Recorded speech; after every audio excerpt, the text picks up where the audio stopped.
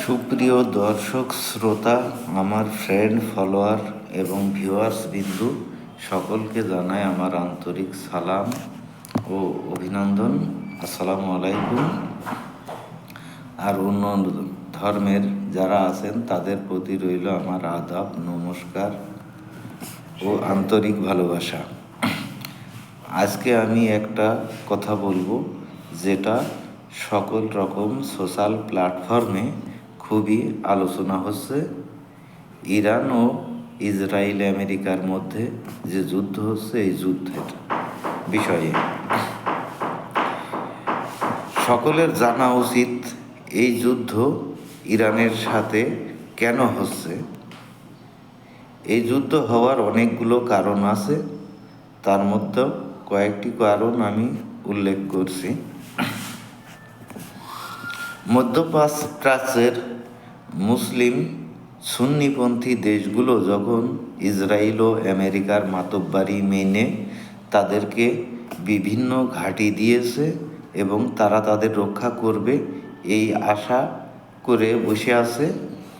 তাদের আশা আল্লাহর উপর নেই, তাদের আশা রয়েছে ইসরায়েল ও আমেরিকার উপরে।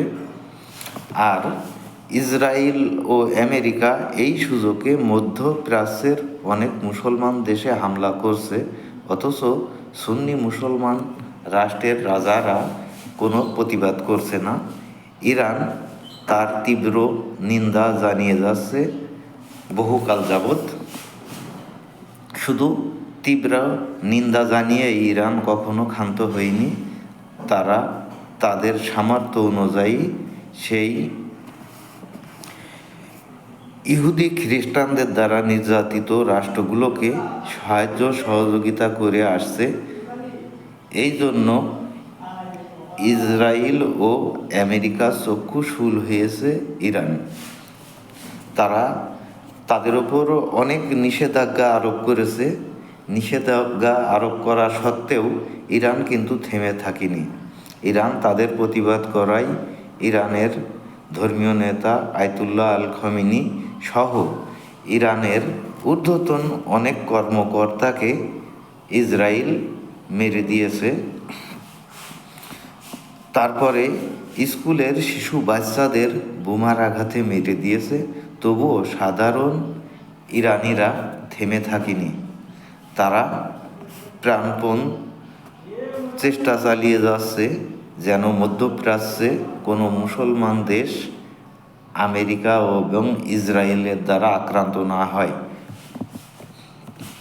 অথচ এক শ্রেণীর ধর্ম ব্যবসায়ী আলেম নামে জালেমরা তারা বলছে ইরান শিয়া সম্প্রদায় বলে মানুষের ভিতরে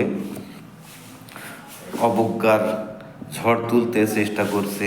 আমি তাদেরকে বলতে চাই, তোমাদের মতো মেরুদণ্ডহীন সুন্নি মুসলমানদের চেয়ে শিয়া মুসলমানদের মানবতাবোধ দেখো অনেক বেশি। যেখানে সুন্নি রাষ্ট্রগুলোকে ইসরায়েল ও আমেরিকা টার্গেট করে মারছে, সেখানে তারা মানবতার উদাহরণ রেখে তাদের পাশে দাঁড়াচ্ছে, তাদের সহযোগিতা করছে। তাদের জন্যে আজকেই তারা মৃত্যুপথের যাত্রী হতেও কুণ্ঠাবোধ করছে না। অথচ তোমাদের মতো এই সুন্নি অর্থাৎ এজিদ মার্কা সুন্নিরা আমেরিকার পা চাটছে, যেটা ইরানের পক্ষে সম্ভব নয়।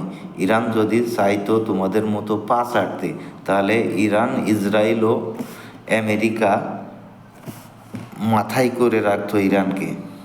তাই আমি এই সমস্ত এজিদ মার্কা সুন্নিদের বলি, খাঁটি সুন্নি হও এবং মানুষের উপকারে মানুষের পাশে দাঁড়াও। তোমাদের বাঁচানোর মালিক আল্লাহ, তোমাদের বাঁচানোর মালিক আমেরিকা বা ইসরায়েল নয়। আল্লাহর উপর বিশ্বাস করো এবং ন্যায় পথে অটল থাকো। ধন্যবাদ সবাইকে।